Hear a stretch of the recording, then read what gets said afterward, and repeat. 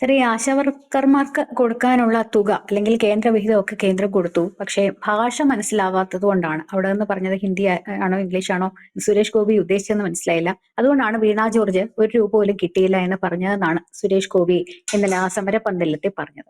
എങ്ങനെ നോക്കി കാണും? ഇവിടെ കേരളത്തിലെ നമ്മൾ മനസ്സിലാക്കേണ്ടതെന്ന് പറഞ്ഞാൽ സുരേഷ് ഗോപിയുടെ കൂട്ടുള്ള നേതാക്കന്മാർ കേരളത്തിൽ ഉണ്ടാവണം. സുരേഷ് ഗോപിയെ കണ്ട് ബി.ജെ.പിയുടെ മറ്റു നേതാക്കന്മാർ പഠിക്കണം. കാരണം ഒത്തിരി പഠിക്കാനുണ്ട്. അല്ലെ സുരേഷ് ഗോപി നടക്കുന്നതും ഇരിക്കുന്നതും അല്ലെങ്കിൽ ഏതെങ്കിലും വാക്ക് പറയുന്നതിനകത്തൊന്ന് കുഴപ്പമുണ്ടോ എന്ന് കാണിച്ചല്ല. സുരേഷ് ഗോപി എത്തരത്തിൽ ഒരു രാഷ്ട്രീയക്കാരൻ ഇന്ന് സാധാരണക്കാരന്റെ ഇടയിൽ ഇറങ്ങി പ്രവർത്തിക്കണം, അല്ലെങ്കിൽ അവനെ പറ്റിക്കുന്നത് ആരാണെന്ന് വ്യക്തത വരുത്തി കൊടുക്കണം എന്നുള്ളതിനകത്ത് നിർബന്ധമുള്ള ഒരാളാണ്. കാരണം സുരേഷ് ഗോപി കഴിഞ്ഞ ദിവസം തിരുവനന്തപുരത്ത് വന്നു, ആശാ വർക്കർമാരുടെ സമരപ്പന്തലിൽ കയറി അദ്ദേഹം ഒരു കുട കൊടുത്തു, കാര്യങ്ങൾ അന്വേഷിച്ചു. അതിനകത്ത് പരാതി പറഞ്ഞപ്പോൾ അയാൾ പറഞ്ഞു, നമ്മുടെ ഭാഗത്ത് പരാതി ഉണ്ടെങ്കിൽ ഞാൻ MP ആണ്, കേന്ദ്രമന്ത്രിയാണ്, കേന്ദ്രത്തിന്റെ ഭാഗത്ത് പ്രശ്നമുണ്ടോ എന്ന് ഞാൻ തിരക്കട്ടെ, ഉണ്ടെങ്കിൽ ഞാൻ പരിഹരിക്കാം, അവിടുന്ന് പറ്റുന്ന കാര്യങ്ങൾ നിങ്ങൾക്ക് ചെയ്യാം. ഇതിനകത്ത് നമ്മൾ മനസ്സിലാക്കേണ്ടതെന്ന് പറഞ്ഞാൽ ഈ സംഘടന കോൺഗ്രസിന്റെ, നമുക്ക് എല്ലാത്തിനകത്തും ഈ പറയുമ്പോൾ എല്ലാം ഉണ്ടല്ലോ, തൊഴിലാളി ഭാഗമായിട്ടിരിക്കുന്ന തൊഴിലാളി സംഘടനയാണ്. ആ തൊഴിലാളി സംഘടനയെ ബോധ്യപ്പെടുത്തിയിരിക്കുന്നത് എങ്ങനെയാണ്? VD സതീശനും ഇവിടുത്തെ കോൺഗ്രസ്സുകാരും. നിങ്ങൾക്ക് കിട്ടാനുള്ള ആനുകൂല്യം തരാത്ത ആര്? കേരളം. പിന്നെ അത് തരാത്ത ആര്? കേന്ദ്രം. അപ്പൊ ഇത് രണ്ടിനെതിരെ നമുക്ക് സമരം ചെയ്യേണ്ടത് എന്ന് പറഞ്ഞ് നിർത്തിയേക്കുന്ന, അല്ലെങ്കിൽ തെറ്റിദ്ധരിപ്പിച്ച് നിർത്തിയേക്കുന്ന ഈ പാവത്തങ്ങളെടുത്ത് സുരേഷ് ഗോപി ചെല്ലുന്നു. സുരേഷ് ഗോപി ചെല്ലുമ്പോ എന്താ VD സതീശന് പറയാനൊക്കെ? സുരേഷ് ഗോപി അവിടെ പോകാൻ പറ്റത്തില്ല, ഞങ്ങളെ ആൾക്കാരെ അവിടെ നിരത്തിയിരുത്തിയേക്കുന്നേ, പറയാൻ പറ്റത്തില്ലല്ലോ. അവിടെ ചെന്നു ആക്ഷേപം പറഞ്ഞു. അദ്ദേഹം പിറ്റേന്ന് തന്നെ JP നദ്ദയെ കണ്ടു. അത് നമ്മൾ കണ്ടതാ. JP നദ്ദയെ കണ്ടപ്പോൾ ആ ചർച്ചയ്ക്കകത്ത് അദ്ദേഹം പറഞ്ഞു, ഇത് ഇപ്പം അവര് ആശാ വർക്കർമാർ എന്ന് പറയുന്ന ആൾക്കാർക്ക് കൊടുക്കേണ്ട ആനുകൂല്യം, അതായത് വോളണ്ടിയേഴ്സ്, തൊഴിലാളികളല്ല, ഇപ്പൊ നിൽക്കുന്ന നിയമത്തിനകത്ത് അവർക്ക് കൊടുക്കേണ്ട ആനുകൂല്യം മൊത്തം കേന്ദ്രം കൊടുത്തിട്ടുണ്ട്. പരിശോധിക്കാം, ഞാൻ ലോക്സഭ വരട്ടെ, ലോക്സഭ കൂടട്ടെ, എന്തെങ്കിലും അതിനകത്ത് കുഴപ്പമുണ്ടെങ്കിൽ പരിശോധിക്കാമെന്ന് നന്ദ പറഞ്ഞു. അല്ലെങ്കിൽ നമ്മുടെ സുരേഷ് ഗോപി അവിടെ ചെന്നു എന്ന് വ്യക്തമായിട്ട് വാർത്ത. കഴിഞ്ഞ ദിവസം നന്ദ ലോക്സഭ പറഞ്ഞില്ലേ, ആശാ വർക്കർമാർക്ക് ഇവിടുന്ന് കൊടുക്കാനുള്ള തുകകൾ കൊടുത്തു കഴിഞ്ഞിട്ട് ആ തുക എന്തിനു ഉപയോഗിച്ചു, അല്ലെങ്കിൽ ഉപയോഗിച്ചതിന്റെ ക്രമം, ആശാ വർക്കർമാർക്ക് കൊടുത്തത് 100 കോടി രൂപയാണെങ്കിൽ അതിനകത്ത് അവർക്ക് കൊടുത്തേക്കുന്നതിന്റെ ഒരു ഏത് പൈസ നമ്മുടെ കിട്ടിയാലും ആ പൈസ എന്തിനു ഉപയോഗിച്ചു എന്നുള്ളതിനെ പറ്റി, ഇന്ന കാര്യത്തിന് ഉപയോഗിക്കാൻ പറയുമ്പോൾ അതിനെപ്പറ്റി ഒരു വ്യക്തത വേണമല്ലോ. അതിന്റെ ഒരു കണക്കുണ്ടല്ലോ, ഈ കണക്ക് തിരിച്ചു കൊടുത്തിട്ടില്ല. അതുകൊണ്ട് ഇനി അനുവദിക്കാൻ ഉണ്ടെങ്കിൽ തന്നെയും, അല്ലെങ്കിൽ ഉണ്ടോ എന്നറിയത്തില്ല, അതിന് വ്യക്തത വരുത്തണം. യൂട്ടിലിറ്റി സർട്ടിഫിക്കറ്റ് കൊടുക്കണം.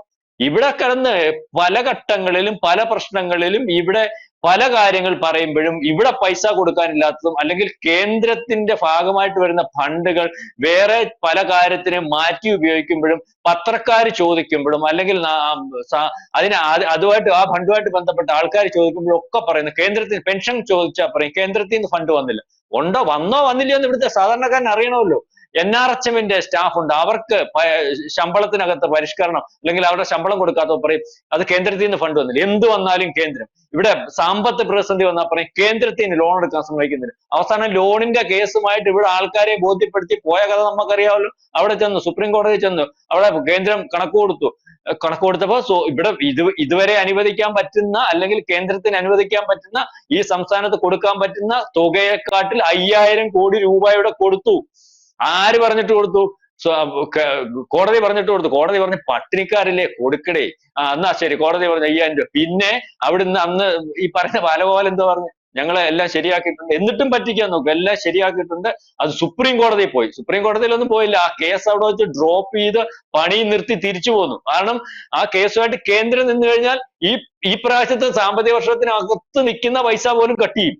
അപ്പൊ ഇത് ഒരു സ്ഥിരം നമ്പരാ, അല്ലെങ്കിൽ ഇതൊരു സ്ഥിരം പരിപാടിയാ. കേന്ദ്രം കൊടുക്കാത്തോണ്ട് ഇത് പൊളിച്ചില്ലേ സുരേഷ് ഗോപി? അയാളല്ലേ രാഷ്ട്രീയക്കാരൻ, അയാളല്ലേ ഇവിടെ BJP-ക്കാരൻ ഇത്രയും ദിവസമായിട്ട് ഇവിടുത്തെ BJP-യുടെ സംസ്ഥാന ഘടകവും അല്ലെങ്കിൽ BJP-യുടെ നേതാക്കന്മാരും ഒക്കെ ഉണ്ടായിരുന്നില്ല. അവിടെ ഇവിടെയൊക്കെ പോയി ആശാ വർക്കർമാരെ രക്ഷിക്കണം, ആശാ വർക്കർമാരെ രക്ഷിക്കണം. അന്നേരവും മറ്റേടത്ത് സംഘടിതമായിട്ട് CPM പറഞ്ഞുകൊണ്ടിരിക്കുന്നത് ഞങ്ങൾ കൊടുക്കാനുള്ളതെല്ലാം കൊടുത്തു, ഇനിയും കൊടുക്കാനുള്ള കേന്ദ്രമാണ്. ഇന്നലെ പോയി സുരേഷ് ഗോപി പൊട്ടിച്ചില്ലേ? അല്ലെങ്കിൽ പറയട്ടെ, ഇന്ന് വ്യക്തമായിട്ടെ. ഇന്നലെ തൊട്ട് വീണ്ടും വീണ ജോർജ് പറയുന്നുണ്ടല്ലോ, വീണ ജോർജ് പറയുന്നു തരാനുണ്ട്, സുരേഷ് ഗോപി പറയുന്നു തരാനില്ല, അല്ലെങ്കിൽ കേന്ദ്ര മന്ത്രി പറയും തരാനില്ല. ഇതിന് വ്യക്തത വരട്ടെ. ഇന്നലെ ആശാ വർക്കർമാരുടെ അടുത്ത് ചെന്നിട്ട് സുരേഷ് ഗോപി പറഞ്ഞ വേറൊരു കാര്യമുണ്ട്, ഇവിടെ ആരും ശ്രദ്ധിച്ചില്ല. നിങ്ങളെ പറ്റിച്ചു, ഇവിടുത്തെ ഗവൺമെന്റും പറ്റിച്ചു, കോൺഗ്രസും പറ്റിച്ചു. നിങ്ങൾ ആരാന്നറിയാം? നിങ്ങൾ തൊഴിലാളികളല്ല. എനിക്ക് ചെയ്യാൻ പറ്റുന്നതും കേന്ദ്രത്തിന് ചെയ്യാൻ പറ്റുന്നതും ഞാൻ നന്ദയുമായിട്ട് സംസാരിച്ചോളൂ. നിങ്ങൾ വോളണ്ടിയേഴ്സ് ആണ്. നിങ്ങൾക്ക് അതിനുള്ള ആനുകൂല്യമല്ലോ. വോളണ്ടിയേഴ്സിന് ഓർഡിനറിയും കൊടുക്കാൻ പറ്റും. അതാ നിങ്ങൾക്ക് തന്നുകൊണ്ടിരിക്കുന്നത്. നിങ്ങളെ തൊഴിലാളികളാക്കണം. സിക്കിം ഗവൺമെന്റ് മാത്രമേ തൊഴിലാളികളാക്കിയിട്ടുള്ളൂ. ആ തൊഴിലാളികളാക്കുന്നത് എങ്ങനെയാവണമെന്നുള്ളതിന്റെ നിയമം നിങ്ങളുടെ നേതാക്കന്മാര് ചോദ്യര്. അതായത് ഈ ആശാ വർക്കർമാരെ പറ്റിച്ചത് ആരാന്നറിയാമോ? ആശാ വർക്കർമാരെ പറ്റിച്ചത് യഥാർത്ഥത്തിൽ കോൺഗ്രസ്സുകാരന്. VD സതീശൻ വാ തുറക്കുമ്പോൾ തൊഴിലാളികൾ ഇനി അവിടെ വന്നിരിക്കുമ്പോൾ ചോദിക്കണം, ഈ പറയുന്ന ഈ നിയമം വോളണ്ടിയേഴ്സ് എന്ന വേർഡ് ഉപയോഗിച്ച് അത്തരത്തിലൊരു നിയമം ഉണ്ടാക്കിയപ്പോൾ പ്രധാനമന്ത്രി മൻമോഹൻ സിംഗ്, മുഖ്യമന്ത്രി ഇവിടുത്തെ മുഖ്യമന്ത്രി ഉമ്മൻചാണ്ടിയ, ആ ടേം അല്ല ഇത്. തൊഴിലാളി എന്നുള്ള ടേം വന്നു കഴിഞ്ഞാൽ ഈ തൊഴിലാളിക്ക് കിട്ടുന്ന മൊത്തം ആനുകൂല്യം കിട്ടും. ഇപ്പൊ കിട്ടുന്ന ഓർഡിനറിയും അതാത് സംസ്ഥാനത്തിനും അല്ലെങ്കിൽ കേന്ദ്രം തീരുമാനിക്കും. ഇതിനൊക്കെ ഓരോ നിയമമുണ്ട്. അപ്പൊ അന്നാരാ പറ്റിച്ചേ? നമ്മൾ ഈ പറയുമ്പോ ഇപ്പൊ കൊടുക്കുന്ന നക്കാപ്പിച്ച എന്ന് ഇവര് പറയുന്ന കാശെങ്കിലും കൊടുക്കുന്നത് എന്താണെന്നറിയോ? ഇവിടുത്തെ CPM ഉണ്ടായത് കൊണ്ടാ. അതിനകത്ത് അവരെ, കാരണം CPM-ന്റെ കയ്യിൽ ആശാ വർക്കർമാരുടെ യൂണിയന്റെ 80%. അതുകൊണ്ടാ ഇപ്പൊ ഇരിക്കുന്ന യൂണിയൻ എന്ന് പറഞ്ഞാൽ NTUC-യുടെ ഭാഗമായിട്ടുള്ള യൂണിയനാ. ഇലക്ഷന് വേണ്ടി ഇവരെ അത്യാവശ്യം രാഷ്ട്രീയമൊക്കെ പറഞ്ഞു കൊടുത്ത് പറ്റിച്ച് അവിടെ കൊണ്ട് SUC-യുടെ ആളില്ലാ പാർട്ടിയുടെ നേതാവിനെ ഏൽപ്പിച്ച്, ബിന്ദു എന്ന് പറയുന്ന ഒരാളിനെ ഏൽപ്പിച്ച് ഇവിടെ ഇരുന്ന് സമരം ചെയ്തുകൊണ്ടിരിക്കുക. അവരായി ഘോരം സംസാരിക്കുന്നു. ഈ ബിന്ദു എന്ന് പറയുന്ന സ്ത്രീയാണ് നേരത്തെ ഈ പറയുന്ന വാളയാറുടെ കുഞ്ഞുങ്ങളുടെ വിഷയം വന്നപ്പോ അമ്മച്ചിയുടെ കൂടെ നിന്ന് കാശി പിരിച്ചത്. അവസാനം CBI പറഞ്ഞില്ലേ, ഈ പറയുന്ന അമ്മച്ചി, കാശി പിരിച്ച അമ്മച്ചി അച്ഛനും കൂടെ കുഞ്ഞുങ്ങളെ രണ്ടുപേരെയും കൂടെ മാനഭംഗപ്പെടുത്താൻ കൂട്ടുന്നത്. ആ നേതാവാ ഇപ്പൊ ഇവിടെ വന്നേക്കുന്നത്. ഇവരും വാ തുറക്കുന്നത് മൊത്തം കള്ളവാ. അതുപോലെ നേരത്തെ ഈ പെൻ ഒരുമ എന്ന് പറയുന്ന അവിടെ ഒരു സമരം ഉണ്ടായിരുന്നല്ലോ, വ്യാജ സമരം. അതിന് നേതൃത്വം കൊടുത്തവരാ. കാരണം ആള് കൂടുന്നിടത്ത് അതിന്റെ ഫ്രണ്ടിൽ വന്നതെന്ന് വർത്തമാനം പറയാൻ അറിയാവുന്നതുകൊണ്ട് വർത്തമാനം പറയുകയും, കോൺഗ്രസിന് പിന്നെ ആര് വന്ന് വർത്തമാനം പറഞ്ഞാലും ഒരു കാര്യമില്ല. കാരണം അവർക്ക് പ്രത്യേകിച്ച് അജണ്ടയും കാര്യങ്ങളും അവർക്കൊന്നും അറിയത്തില്ല. ഈ പറയുന്നത് പോലെ ആൾക്കാരെ തെറ്റിദ്ധരിപ്പിച്ച് മുന്നോട്ട് പോകുന്നു. അതായത് കേരളത്തിലെ രാഷ്ട്രീയം, ഈ രാഷ്ട്രീയത്തിനകത്ത് പറ്റിക്കൽ രാഷ്ട്രീയം അല്ലെങ്കിൽ നടക്കത്തില്ല എന്ന് കാണിച്ചു കൊടുക്കുന്ന ഒരു നേതാവായിട്ട് സുരേഷ് ഗോപി മാറി.